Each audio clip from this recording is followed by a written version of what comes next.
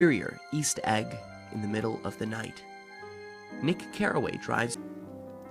When I came back from the East last autumn, I felt that I wanted the world to be in uniform and at a sort of moral attention forever. Only Gatsby. If personality is an unbroken series of successful gestures, then there was something gorgeous about him. It was an extraordinary gift for hope, a romantic readiness such as I have never found in any other person, and which it is not likely I shall ever find again. After various delays, I came east permanently, I thought, in the spring of 22. Suddenly, a man's voice interrupts our narrator. How do you get to West Egg Village? I lived at West Egg. The house on my right was a colossal affair by any standard. It was a factual imitation of some Hotel de Ville in Normandy, with a tower on one side. The history of the summer really begins on the evening I drove over there to have dinner with the Tom Buchanans. Buchanan Mansion, porch day. A high hallway into a bright, rosy-colored space. A breeze blows. Tom shuts the windows. Two women lie languidly in white dresses. The blonde, with a raised chin, is Jordan Baker, and the dark-haired... Do they miss me in Chicago? The whole town is desolate, and there's a persistent wail all night along the north shore. I'm stiff. How are you ever getting out? I live in West Egg. I know somebody there. Well, I don't know a single person. You must know Gatsby. We ought to plan something. I heard it. You did it, Tom. Have you read The Rise of the Colored Empires by this man Goddard? The idea is if we don't look out, the white race will be... He reads deep books with long words in them. My neighbor. Don't talk. I want to hear what happens. You mean to say you don't know? I thought everybody knew. I don't. Why, Tom has got some woman in New York. Got some woman? She might have the decency not to telephone him at dinner time, don't you think? If it's late enough after dinner... Or Jordan Baker, the golf champion. I've heard about you in sporting magazines. Good night. Wake me at 8, won't you? Good night, Mr. Carraway. See you anon. In fact, together. You know, lock you up accidentally in linen closets and... Good night. I haven't heard a word. Well, I'd better head out too. That's libel. I'm too poor. But we... Of course I knew what they were referring to, but I wasn't even vaguely engaged. The fact, as I arrived home, I saw that I was not alone. 50 feet away, a figure had emerged from the shadow of my neighbor's mansion. Cars from New York are parked 5 deep in the drive. The bar is in full swing, and floating rounds of cocktails permeate the garden outside until the air is alive with chatter and laughter. The party has begun. I believe that on the first night I went to Gatsby's house, I was one of the few guests who... I was on my way to get roaring drunk from sheer embarrassment when... Hello. I thought you might be here. I remembered you lived next door to... Let's get out. This is much too polite for me. Let's find the host. Stout, middle-aged man with enormous owl-eyed spectacles. About what?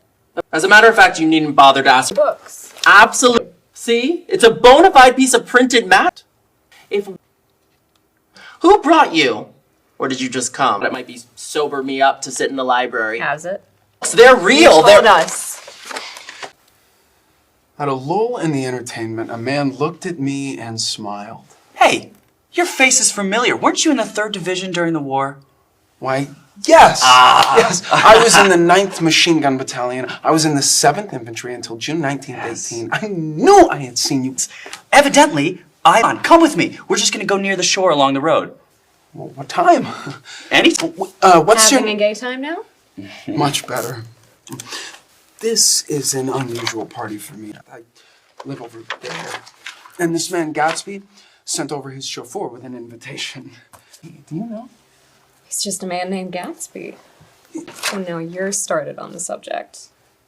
Well, he told me once he was an Oxford man. However, I don't believe it. Well, why not? I don't know. I just don't think he went there. Anyhow, he gives large parties, and I like large parties. They're so intimate. At small parties, there isn't any privacy. I beg your pardon, Miss Baker. I beg your pardon, but Mr. Gatsby would like to speak to you. Alone? With me? Yes, madam. And Jordan Baker and Gatsby came out together. I've just heard the most amazing thing. How long were we in there? About an hour. It was simply amazing, but I swore I wouldn't tell it, and here I am, tantalizing you. Please come and see me. Phone book under the name of Mrs. Sigourney Howard, my aunt. Gatsby, not having known you in the garden. Good night. Good night, old sport. Exterior, Gatsby's mansion in the late morning. We took off toward the city. Exterior, there is Gatsby, looking a little but not too much younger. Gatsby takes a white card from his wallet. Anything can happen now that we've slid over this bridge, I thought. Comes from across the restaurant. Then I turned toward Mr. Gatsby, but he was no longer there. Interior, Plaza Hotel. One October day in 1917, I was walking along from one place to another, half on the sidewalks and half on the lawns. The largest of the banners and the largest of the lawns belonged to Daisy Faye's house. She was just 18. 2 years older than me, and by far the most popular of all the young girls in Louisville. She dressed in white, and she had a little white roadster. And all day long, the telephone rang in her house, and excited young officers from Camp Taylor demanded the privilege of monopolizing her that night. When I came opposite her house that morning, her white roadster was beside the curb, and she was sitting in it with a lieutenant I'd never seen before. They were so engrossed in each other that she didn't see me until I was 5 feet away. "Hello, Jordan," she called unexpectedly. "Please come here." I was flattered that she wanted to speak to me because of all the older girls I admired her the most. The officer looked at Daisy while she was speaking, in a way that every young girl wants to be looked at sometime. And because it seemed romantic to me, I've remembered the incident ever since. His name was J. Gatsby. And I didn't lay eyes on him again for over 4 years. Even after I'd met him on Long Island, I didn't realize it was the same man. Wild rumors were circulating about her, how her mother had found her packing her bag one winter night to go to New York and say goodbye to a soldier who was going overseas. She was effectually prevented, but she wasn't on speaking terms with her family for several weeks. After that, she didn't play around with soldiers anymore. She had a debut after the armistice, and in February she was presumably engaged to a man from New Orleans. In June, she married Tom Buchanan of Chicago, with more pomp and circumstance than Louisville had ever knew before. The day before the wedding, he gave her a string of pearls valued at $350,000. I was bridesmaid, and I came into her room half an hour before the bridal dinner, and I found her lying on her bed, as lovely as the June night in her flowered dress, and as drunk as a monkey. She had a bottle of Sauterne in one hand and a letter in the other. She reached with her into the wastepaper basket she had with her on the bed, and she pulled out a string of pearls. "Take him downstairs and give him back to whoever they belong to. Tell them all Daisy's changed her mind. Say Daisy's changed her mind." She began to cry. She cried and cried. I rushed out, and I found her mother's maid, and we locked the door, and we got her into a cold bath. She wouldn't let go of the letter. She took it into the tub with her, and she squeezed it up into a wet ball. And she only let me leave it in the soap dish when she saw that it was coming to pieces like snow. But she didn't say another word. Next day, at 5 o'clock, she married Tom Buchanan without so much as a shiver, and started off on a 3-month trip to the South Seas. I saw them in Santa Barbara when they came back, and I thought that I'd never seen a girl so mad about her husband. If he left the room for a minute, she'd look around uneasily and say, "Where's Tom gone?" And she'd wear the most abstracted expression until she saw him coming in the door. She used to sit on the sand with his head in her lap by the hour, rubbing her fingers over his eyes and looking at him with unfathomable delight. It was touching to see them together. It made you laugh in a hushed, fascinated way. That was in August. A week after I left Santa Barbara, Tom ran into a wagon on the Ventura Road one night, and he ripped a front wheel off his car. The girl who was with him got into the papers too because her arm was broken. The next April, Daisy had her little girl, and they went to France for a year. I saw them one spring in Cannes, and later in DeVille, and then they came back to Chicago to settle down. Daisy was popular in Chicago, as you know. They moved with a fast crowd, all of them young and rich and wild, but she came out with an absolutely perfect reputation. Perhaps because she doesn't drink. Well, about 6 weeks ago, she heard the name Gatsby for the first time in years. It was when I asked you. Do you remember? If you knew Gatsby in West Egg, after you'd gone home, she came into my room and woke me up and said, "What Gatsby?" And when I described him, I was half asleep. She said in the strangest voice that it must be the man she used to know. It wasn't until then that I connected this Gatsby with the officer in her white car. It was a strange coincidence. But it wasn't a coincidence at all. Well, why not? Gatsby bought that house so that Daisy would be just across the bay. He wants to know if you'll invite Daisy to your house some afternoon and then let him come over. The modesty of that demand leaves me shaken. He's afraid. He's waited so long, he thought you might be offended. You see, he's a regular tough underneath it all. Why didn't he ask you to arrange a meeting? Well, he wants her to see his house, and your house is right next door. I think he half expected her to wander into one of his parties some night, but she never did. Then he began asking people casually if they knew her, and I was the first one he found. When I said you were a particular friend of Tom's, he started to abandon the whole idea. He doesn't know very much about Tom, though he says he's read the Chicago paper for years just on the chance of catching a glimpse of Daisy's name. There are only the pursued, the pursuing, the busy, and the tired. And Daisy ought to have something in her life. Does she want to see Gatsby? Just not to know about it. Gatsby doesn't want her to know. You're just supposed to invite her to tea. They pass through a patch of dark trees into a pale light and share a kiss. Exterior, Gatsby's mansion during the day. Go and replace them with half a dozen others. The next day, Gatsby called me on the phone. Interior, Nick's home during the day. Going away? No, old sport. I heard you fired all your servants. I wanted somebody who wouldn't gossip. The whole caravansary had fallen in like a card house at the disapproval in her eyes. Tell. I see. I'm calling on Daisy's request. Interior, Buchanan House during the day. Room, shadowed well with awnings, was dark and cool. Daisy and Jordan lay upon an enormous couch like silver idols, weighing down their own white dresses against the singing breeze of the fans. And Mr. Thomas Buchanan, the athlete, Speak at the telephone. Gatsby stands in the center of the crimson carpet and gazes around with fascinated eyes. Daisy watches him and laughs her sweet, excited laugh. Very well then. I won't sell you the car at all. Bonafide deal. I happen to know about it. Tom flings open the door and looks out at the space for a moment with his thick body. Tom leaves the room.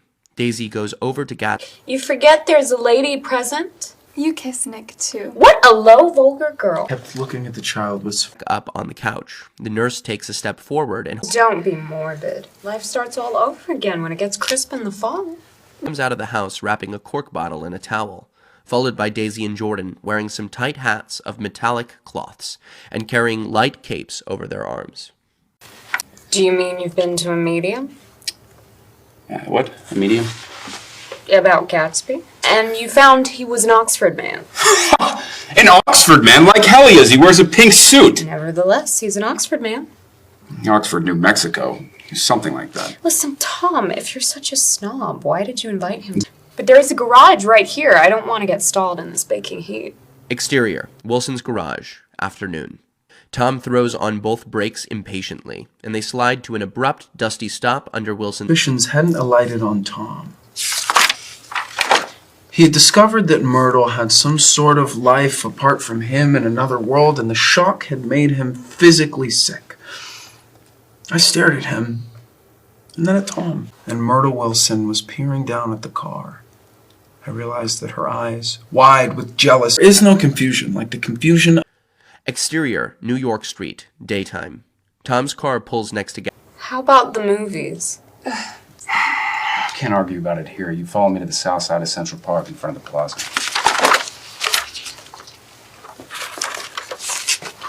Interior, hotel and stifling. Daisy goes to the mirror and stands with her back to Nick, Tom, Air. It's a swell suite. Open another window. There aren't any more. Alone, old sport. You're the one that wanted to come to town. Daisy rises, smiling faintly, and goes to the table. That's a good idea. Come on, Tom. Nobody wants to. Long intended on doing anything at all. But it was. You're one of that bun. Nick, What? you wanted me. No, I don't. I just remember that today is my birthday. They drive off into the cooling twilight. Until, as they come nearer, the hushed, intent faces of the people at the garage door made by the wall. Tom bends over it, motionless. Tom drove slowly until we were beyond the bend. His foot came down hard. Through the dark, rustling trees. Tom stops beside the porch and looks up at the second floor, where two windows bloomed with light. Won't you come in, Nick? No, thanks. It's only 9:30. Jordan turns abruptly away and runs up the porch steps into the house. Nick sits down with his head in his hands until he hears the phone taken up inside and the butler's voice calling a taxi. He then walks. Anyhow, till they all go to bed. No. Exterior, Buchanan Mansion. And yet they weren't unhappy either. Gatsby waits where he had left him in the drive. Is it all quiet up there? I couldn't sleep all night. You have to go away. It's pretty certain they'll. But what gave it an air of breathless intensity was that Daisy lived there. That I was fully able to take care of her. And as a matter of fact, I had no such facilities.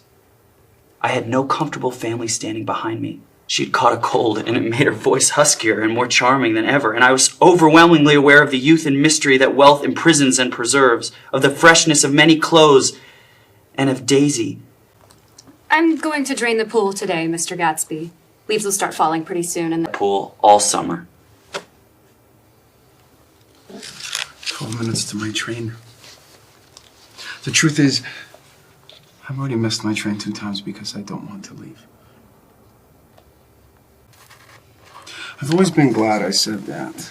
George's office. Day. How long have you been married, George? Thing you've been doing, you may fool me, but you can't fool God. God sees everything. When he awoke 4 hours later and hurried back to the garage, Wilson was gone. His movements, he was on foot all the time, were afterward traced to Port Roosevelt. After 2 years, I remember the rest of... please tell me the name of who I'm speaking with. Jimmy sent me this. Poor son of a bitch. When the blue smoke of brittle leaves was in the air and the wind blew the wet laundry stiff on the line, I decided to come back home. Oh well. I'm engaged to another man. I pretended to be surprised. Got up to say goodbye. Nevertheless, you did throw me over. You threw me over on the telephone. I don't give a damn about you now, but it was a new experience for me.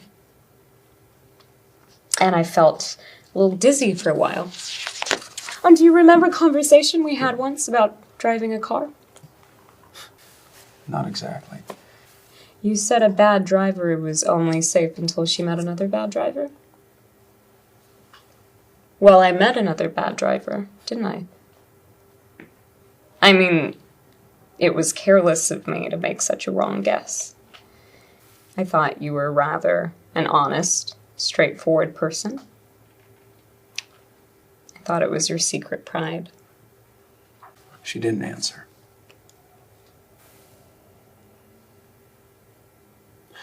He was walking ahead of me along Fifth Avenue in his alert, aggressive way.